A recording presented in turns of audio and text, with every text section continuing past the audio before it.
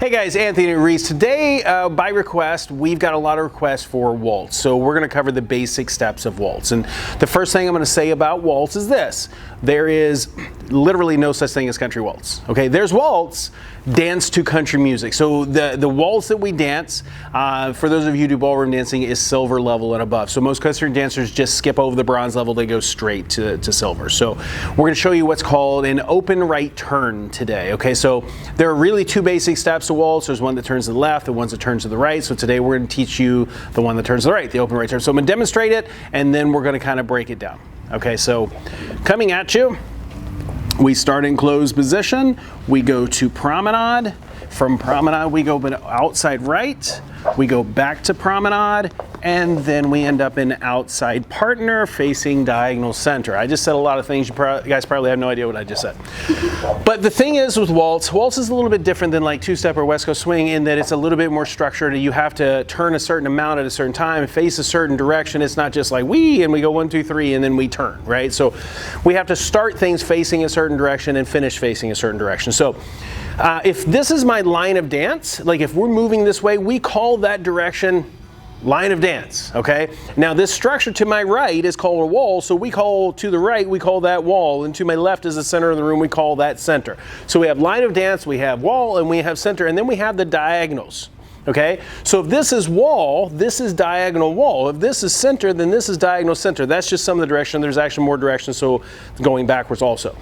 But we're going to start an open right turn with the leader facing diagonal wall. So that means that I basically, my shoulders and the hips are facing at a 45 degree, not directly to the wall, not directly center. It's kind of like in between.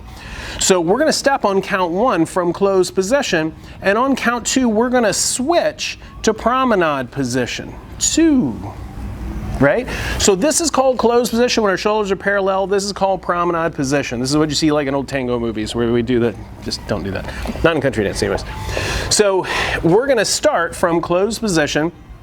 And on count 2, we switch to promenade. We open up our bodies on that side, and then we both step forward. We are basically stepping down the line of dance on count 3. Now, on the next count, we are in promenade position, so we're going to step forward and promenade position, still down the line of dance. The gentleman's going to come around to get in this outside position. Outside means that we're not in closed position. We are a little bit outside, which means my right hip and her right hip are slightly outside of each other.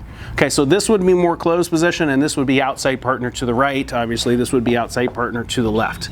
So the thing you got to know about waltz, and you'll find this like throughout this pattern, is that you have this 3-count structure. Count 1, we call that continue. Whatever dance position you're in and whatever you're doing, whatever you're in for count 1 or when you start count 1, you're going to stay there. That is count 1 is continue. Count 1 is continue. Count 2 is change if you're gonna. Like if you're gonna change dance position, that change will typically happen on count 2. So you have a count 1 for continue, count 2 is to change from closed position, in this case in promenade, and then count 3 you have a new direction.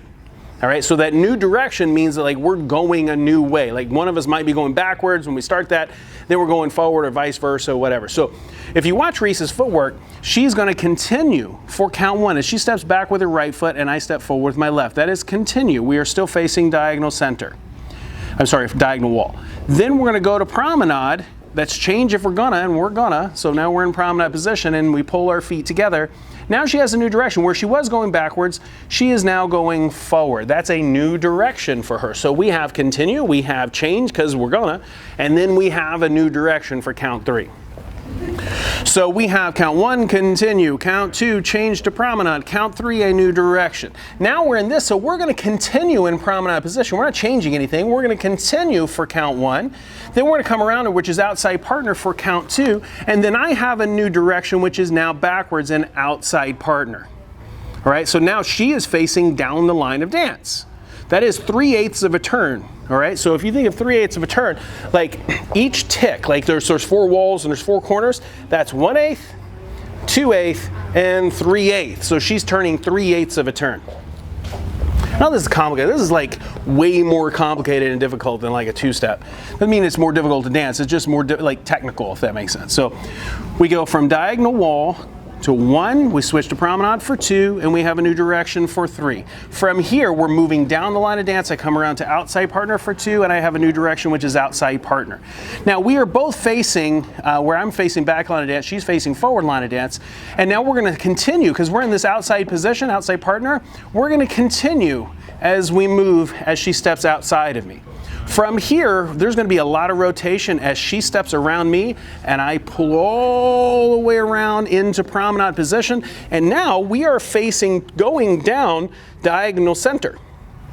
So if you look at that again from this position, she's starting with her right foot, I'm starting with my left, and we go 1, 2, and we pull the feet together. My weight is still on my right foot, her weight is on her left, and now we have a new direction because we're going forward, and now we are facing down diagonal center. So we go 1, switch to promenade 2, new direction. We have 1 outside partner and a new direction. 1 outside, and 3. Yes, okay, so we went from closed position to promenade to outside partner and back to promenade. From that position, we're both going to be stepping with inside foot. We are basically in promenade and we're facing diagonal center, which is at the corner. We step with the inside foot. Yes, and then from there we're bringing her back around in front of us to outside partner. She has a new direction as she steps and we pull her feet in. Let me show you that whole thing together. So you've got count 1, count 2, count 3. Count 1, continue, count 2, change, because we're gonna count 3, new direction. So we have continue, change, new direction, continue, change, new direction, continue, change, new direction, continue, change, new direction. So any change of dance position happens on count 2. That is a huge thing. That's kind of the process. It's what lies beneath waltz. All right, so we're going to do that one more time, and then we're going to show you from the back side. So we have diagonal wall, 1, promenade, new direction, 1, 2, 3, 1, 2, 3, and 1, 2, 3. Let me show you from this angle. So now since I'm going this way, this is my line of dance, so that makes this direction my diagonal wall. So we're going 1, 2, 3, 1, 2, 3, 1, 2, 3, and 1, 2, 3. So if you think about this, if I started this and I'm facing diagonal wall, I'm going to turn 3/8, which means I'm going to be here, and I turn another 3/8 and I'm going to be facing here, which in this case would be my diagonal center if my direction is that way. So that's 3/8 of a turn to the right and 3/8 of a turn to the right. Thus the name, the right turn. So again, we go 1, 2, 3, 1, 2, 3, 1, 2, 3, 1, 2, 3. Okay, let's talk about this whole country waltz thing.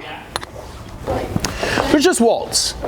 Okay, so now a lot of you are going to see this as that looks like a ballroom waltz. Well, I mean, it kind of is. It's just the difference is that country waltz is dancing a big hat and boots to country music. That's really the only difference. Now, if you go to a lot of the country bars, you see it's not really waltz. I see what I call dip and step. Dip and step looks like this. Not waltz, right? So let me explain to you my theory on why that is. Waltz takes a while to learn, okay? And so since most country dancers skip over the bronze stage, so if you've ever seen waltz, it looks like a box. 1, 2, 3, 1, 2, 3, and then they turn with that box.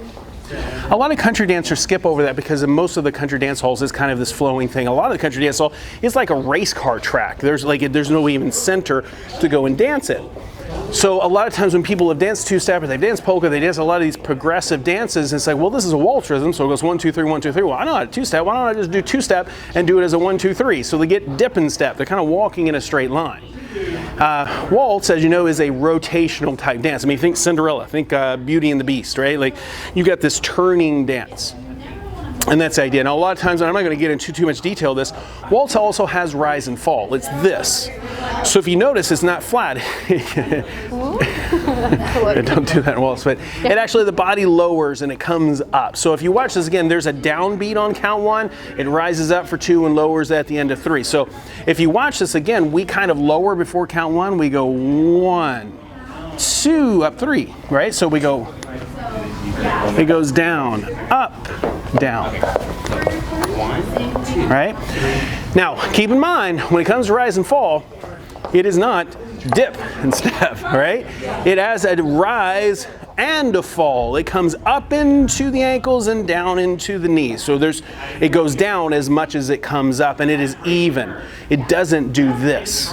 It goes down and up. Smooth. Much more fun. Yeah, it's so much prettier. And who doesn't want to look like Cinderella? No. He wants to like Cinderella. Right? I want to be the Beast. Beauty and the Beast. So it is smooth. If you watch really great waltz dancers, don't they look like they're gliding? They're kind of floating across the floor. It's kind of effortless. It's kind of, just flowing from one place to the next. It's not choppy. So what you want to do now, here's the thing. We could do an entire lesson series on rise and fall and shaping and all these other things that have to do with waltz.